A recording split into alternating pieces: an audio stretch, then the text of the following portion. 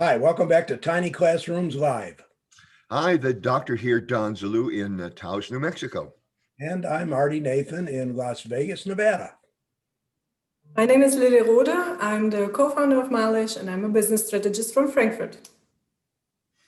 And this is Maike Benner, also from Malish, and we're happy to just have a chat on our weekly Tiny Classrooms Live. Good. Hi, Dr. Fadil Chitauku from Academy of Leadership Sciences, Switzerland, from Zurich. Hello, everybody. And our topic today is a continuation on emotional intelligence. So why don't we start today, pick up where we kind of left off last week with the element of empathy and have a little bit more a depth of discussion about empathy, and then we'll move into social skills. Fadil, maybe you could lead us off with empathy. Well, empathy it is a very important skill, actually, of emotional intelligence. And if we simplify it, it's nothing else than getting in shoes of the other people. So trying to get to know the others, their worries, their safety, their security, their needs, and so on. You know, in this time of the continuing pandemic, even though the vaccines are out, leaders have to be concerned about the people that work for them and what they're going through, right, Don? Very much so. And empathy is one of the subjects, Artie, that you and I have perhaps addressed the most in this Tiny Classroom Live Training Live series that we've done. And by the way, this is the 101st recording, just in case anybody wants to know. But empathy is absolutely critical to sound leadership, and it's almost the skill that a good leader leads with. Mikey and Lily, what do you think? Yes, empathy. So from my experience, also from the corporate world, I realized that a lot of leaders are missing this skill. So because they're always thinking about figures, about results, and at the end of the day, they are wondering why the employees are not happy or why the best employee is leaving. And also looking into the statistics, like the last figure, 80-something%, they are leaving their job not because of the job, but because of their boss or their team lead, because they are missing to be valued and they are missing empathy. That's absolutely right. Mm-hmm. And empathy is still seen as a sign of weakness, at least from our Western perspective. And as long as we have that prevailing attitude in companies, I don't think much will change. Maybe due to Corona, let's see, but I'm not too sure. It's been like decades of strong, often male-led leadership that you associate with strength and power, but not really with empathy. You know, that reminds me, there's an old saying that employees don't care what you know as long as they know that you care. Yes. Very good. That really applies here. That's right. Absolutely. I just wanted to add to that, Artie, what you said, very important thing.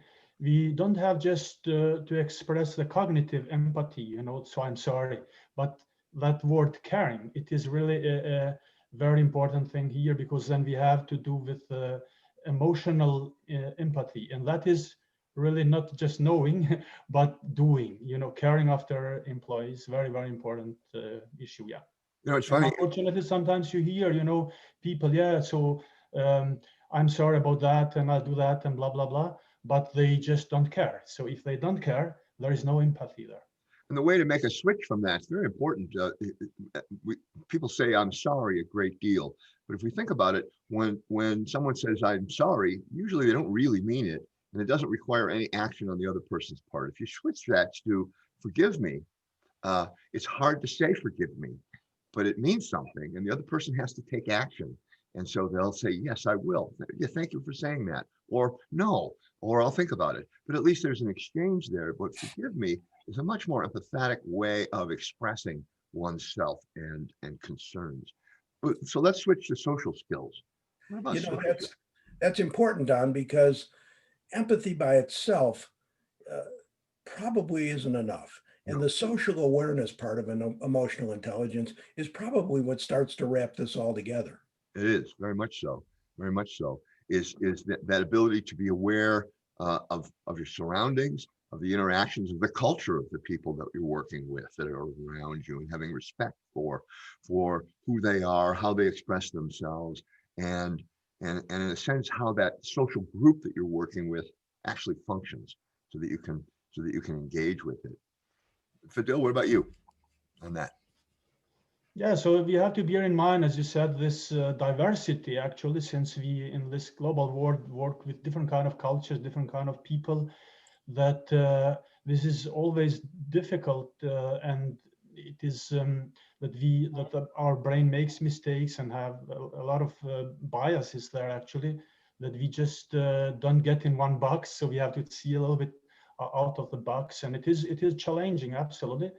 But if we manage as a leaders to make 100% pro-human culture, then many things are sorted out actually.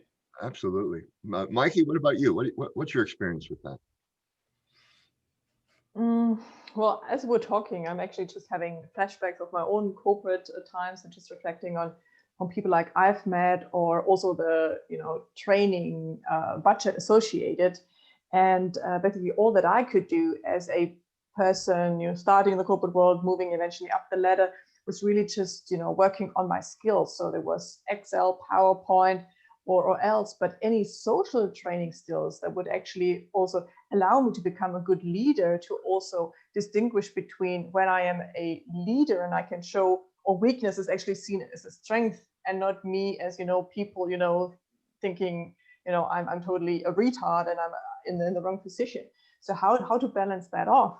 And this was just, what struck me, that I didn't have it. And maybe Lily, you had a bit of more corporate training, but did you really come along trained that would equip you with emotional intelligence and social skills and so on? No, not really. So when I was announced to be a team leader and to guide a team of 25 people at the age of 23, I had absolutely no clue. And so I bought books and I watched YouTube to figuring out, okay, what are the skills which are required and what kind of leader do I want to become? So when I was announced as a leader and has to take the role, I tried to kind of define myself, so to find my way. And then, of course, during the years, having mentors, really great mentors in the corporate world, and also having the experience, then I realized, okay, this is what I'm lacking and this is where I need to educate myself. But the company where I was working did not really invest in social skills and did not really invest in training us as leaders in emotional intelligence. So this was absolutely everything new. And those who had taken responsibility and tried to educate themselves, they had an idea or a clue or tried on it, and others not. And then, the result of those leaders, we can all only imagine. As we've talked about this, related to this pandemic, it's all about people feeling secure and people feeling safe, people feeling trusted and respected. And I guess that's where this all leads, isn't it, Fadil? Yeah, absolutely, Artie. This is very important. As a leader, we mentioned social skills, very, very important, that Lily just emphasized how important is that, and how we just let people actually swimming in the cold water, so without teaching them how to lead and so on. And yeah, Artie, this is one very uncertain situation, in the job of the real leader is really to help people to make one safe environment. How can you do that? So you have to inform actually people, you have to make transparency, you have to take care about the empowerment, because just per se, your title as a leader, it makes a lot of fear around the employees, So unfortunately in Europe and US and everywhere, what people additionally do, they even feel as bigger as they are, and show that. So it's a way around actually. So you have to come on the floor and talk to people, listen to them. Active listening, very important thing as well, actually. Listen to their worries, what they have, listen, not to punish them. They let them make mistakes, because we are human beings and we make mistakes. Make one safe environment that they can actually come and talk to you, talk about the worries they have, and so on.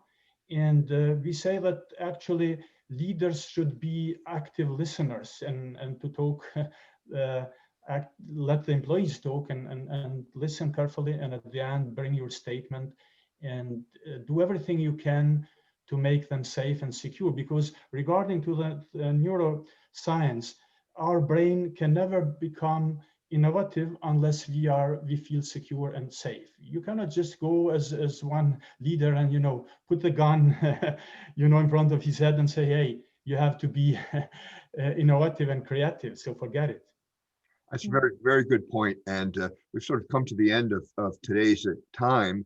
Just remember, everyone, the ideas of emotional intelligence and of the sort of internal components of it as you sharpen and focus your leadership skills in this difficult time. Thank you. Thank you.